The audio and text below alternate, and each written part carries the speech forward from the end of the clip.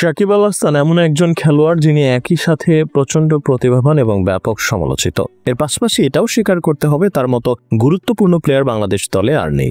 এখনো এই দলকে তার দেওয়ার অনেক কিছুই আছে। তবে সাকিব আল হাসান আর কখনো বাংলাদেশ দলে খেলতে পারবেন কিনা এটাই এখন সবচেয়ে বড় প্রশ্ন হয়ে দাঁড়িয়েছে। বিএনপি মহাসচিব মির্জা ফখরুল ইসলামকেও সম্প্রতি এই প্রশ্নটি করা হয়। তার জবাবে অনেকটাই আশার আলো দেখতে পাচ্ছেন সাকিব ভক্তরা। তবে কি বিএনপি ক্ষমতা এলে আবারও জাতীয় দলে ফিরবেন সাকিব আল হাসান? সাকিব আল হাসানের প্রায় 2 দশকের ক্যারিয়ার ধূলিসাৎ হয়ে গেল মাত্র 6 মাসের রাজনীতিতে। মান, সম্মান, ভক্ত সবকিছুই হারাতে বসেছেন তিনি। এমনকি মামলাও দায়ের করা হয়েছে বিশ্বসেরা অলরাউন্ডারের নামে। দীর্ঘদিন দেশেও ফিরতে পারছেন না। এদিকে বাংলাদেশ পাকিস্তান সিরিজের মধ্যকার প্রথম টি-20 ম্যাচ দেখতে মিরপুর শেরেবাংলা স্টেডিয়ামে এসেছিলেন বিএনপির মহাসচিব মির্জা ফখরুল ইসলাম আলমগীর। সেখানে তার কাছে জানতে চাওয়া হয়, বিএনপি যদি ক্ষমতায় আসে তাহলে সাকিব আল হাসান আরেকবার জাতীয় দলের হয়ে খেলতে পারবেন কিনা। এমন প্রশ্নের জবাবে বিএনপি মহাসচিব মির্জা ফখরুল বলেন, সাকিবের ফর্মের উপর নির্ভর করবে সেটা। সে ক্রিকেটে থাকবে কিনা সেটা তার উপর নির্ভর করবে। আমি কখনো খেলাধুলার মধ্যে রাজনীতি আনতে চাই না এবং বিশ্বাসও করি না। সুতরাং যে যোগ্য সে অবশ্যই আসবে। বিএনপির অত্যন্ত গুরুত্বপূর্ণ এই নেতার এমন মন্তব্যে ধারণা করা যাচ্ছে বিএনপি ক্ষমতা এলে সাকিব হয়তো আবারও বাংলাদেশ দলে খেলবে। দেশের সেরা এই অলরাউন্ডারের বর্তমানে যুক্তরাষ্ট্রে স্থিত হওয়া এই ক্রিকেটারের সঙ্গে বিভিন্ন দেশে আওয়ামী লীগ এবং অঙ্গ সংগঠনের নেতাকর্মীদের বেশ কিছু স্থিরচিত্র সামাজিক মাধ্যমে ভাইরাল হয়েছে। জুলাই গণহত্যার দায়ে অভিযুক্ত দলের নেতাকর্মীদের সঙ্গে এমন সাক্ষাতের কারণেও ব্যাপক সমালোচিত হচ্ছেন তিনি। হঠাৎ কেন রাজনীতিতে এসেছিলেন সাকিব আল হাসান? এই প্রশ্নের জবাবে ডেইলি সান পত্রিকায় দেয়া এক সাক্ষাৎকারে সাকিব বলেন, আমি মাত্র মাস 6 মতো রাজনীতিতে ছিলাম।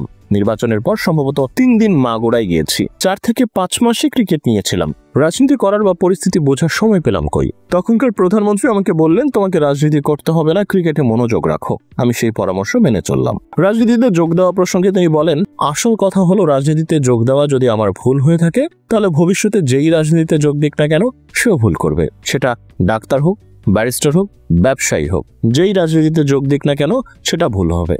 কিন্তু রাজনীতিতে যোগ দেওয়া যে কোনো নাগরিকের অধিকার এবং যে কেউ তা করতে পারে। মানুষ আপনাকে ভোট দিক বা না দিক সেটা তাদের ব্যাপার।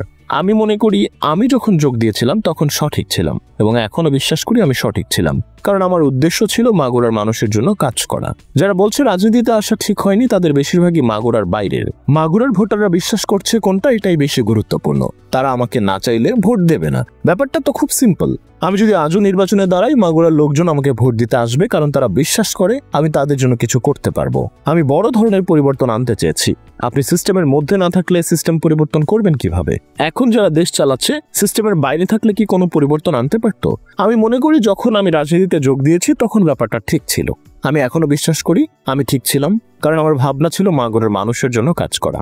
আমার মনে হয়েছে ওদের জন্য কিছু করতে পারবো, তারাও আমাকে চায়। আমার নির্বাচনী এলাকায় সুষ্ঠু ভোট হয়েছে। আমার মনে হয় না কেউ সন্দেহ প্রকাশ করবে যে আমি যদি আবারও দাঁড়াই আবারও জয়ী হব।